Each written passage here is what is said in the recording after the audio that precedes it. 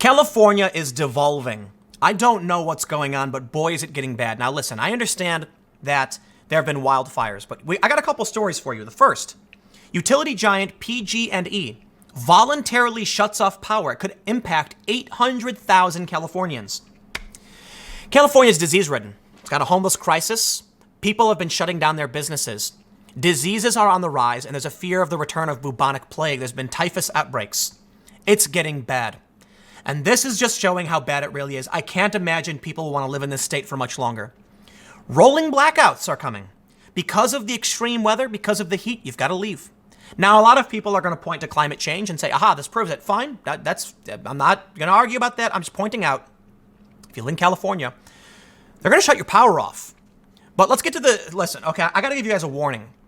I talk about disease. Things are about to get gross, okay? I hope you realize how bad California's become. It is becoming it's a third world nation in a sense, with some of the largest homeless populations in the country, maybe even the world, relative to whatever, relative to certain places. With feces, disease, needles. It's getting bad. And now we've got more news.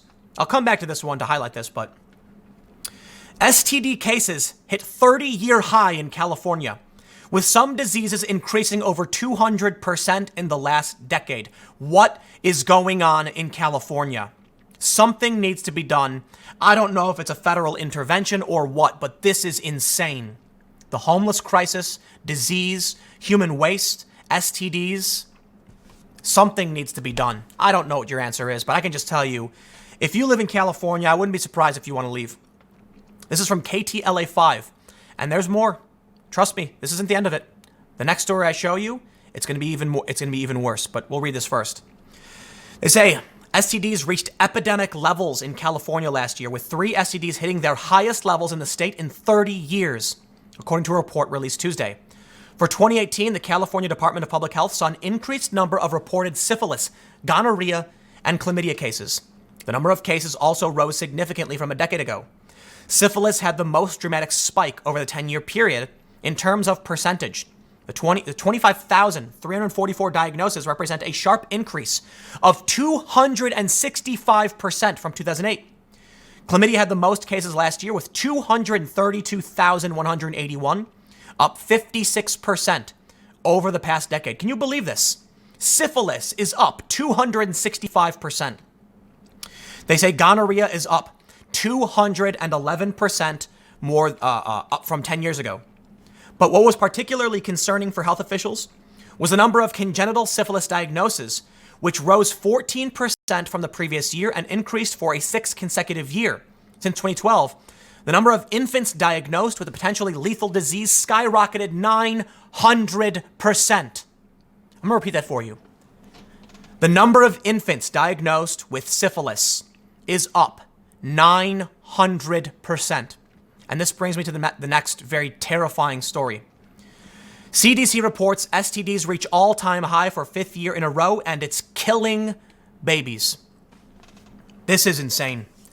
You'd think we'd be at a point in our society where we'd be talking about how we're getting rid of these diseases. What's happening? I can't tell you. I can tell you that policy is these places are mismanaged. And you know what? It might be kind of like a market competition concept. California is blue. For the most part, the urban areas where all this is happening is blue.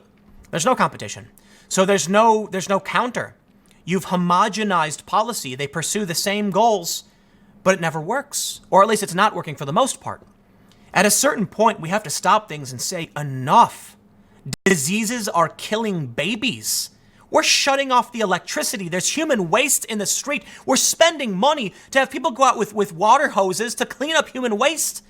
And there's needles and diseases. And all they do is pay to clean it instead of solve the actual problems. I don't know what to tell you. But this to me is one of the most terrifying things I've ever read. They say there were 19 stillbirths or 3 neonatal deaths associated with syphilis last year, according to the report. 31 infants also had other symptoms or complications. STD rates are rising all over California in both men and women, the report found. But there are some disparities. With the highest number of cases reported among people between the ages of 15 to 24, African Americans and those who are gay, bisexual, or men who are hooking up with other men, according to the statement. Underlying drivers of the increases of STDs relate to a complex web of social factors, the report read. Some people diagnosed with STD have experienced substance use, incarceration, the exchange of intercourse for money, housing, or other resources, poverty, homelessness, and disparities in access or care. Let me make this clear in no uncertain terms. The reason, or one of the largest contributing factors to the rise in these diseases, are people who are poor, who are exchanging these things for favors and doing drugs. Something is rotten in California. I'm not going to lay the blame on anybody. I'm not going to lay the blame politically on a party, right? I'll lay the blame on the individuals who have been running the state for a long time. Yes, it just so happens to be that they're mostly Democrats, fine. But we can leave the partisanship out of it. By all means, address that fact. I understand. I want to point the finger directly at those who are running the show.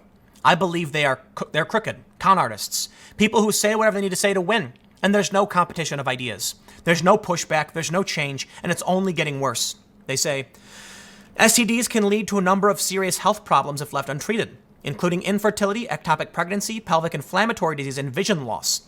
STDs are preventable by practicing safe intercourse, and many can be cured with antibiotics, according to acting state public health officer Dr. Charity Dean said in a news release. Regular testing and treatment are essential prevention strategies, even for people who have no symptoms. Most people infected with an STD do not know it. So let's go back to this first story, and I'll read you this. When you combine the factor, the disgusting and terrifying reality that is California, and you add in the fact they're now shutting off power, what does this sound like to you? Does it sound like a great American state? Or does it sound like a developing nation, a third world country, with rolling blackouts, feces in the streets, and disease? California is devolving, okay? It is not... I understand, right? Violent crime is down. It may be still lower today, and like diseases may be lower today than they were a couple decades ago. But according to this report, syphilis, 900% congenital since 2012. These diseases are on the rise, and something needs to be done about it, and it's not getting done.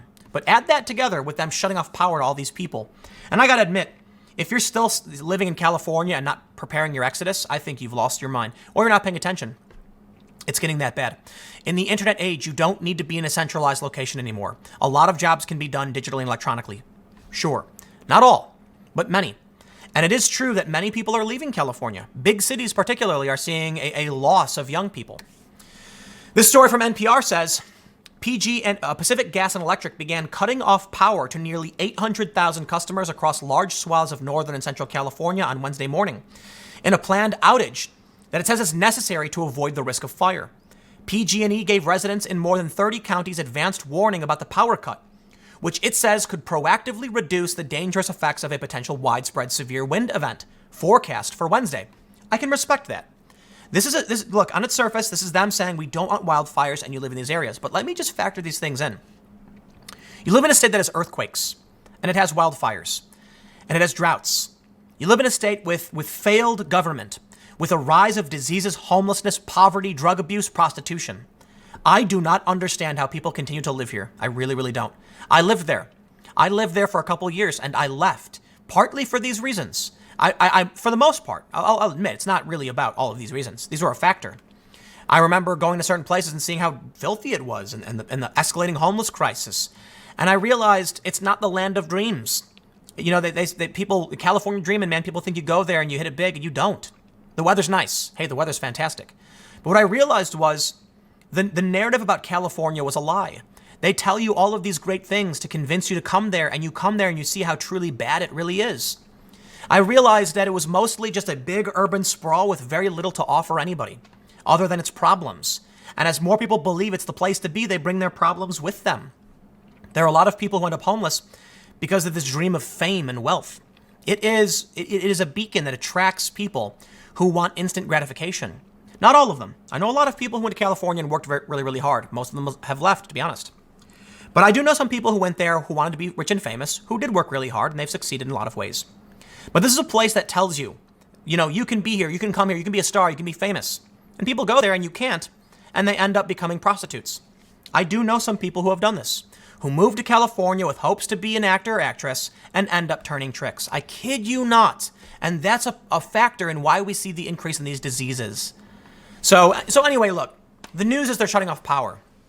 When I saw that, and I understand they're doing it for good reason, but then I just think about, would you really want to live in this place with disease, with needles, with drug abuse? And now they're shutting your power off? I don't know how people do it, man. I'll leave it there. Stick around. Next segment's tomorrow at 10 a.m. Podcast at 6:30. Thanks for hanging out, and I will see you all next time.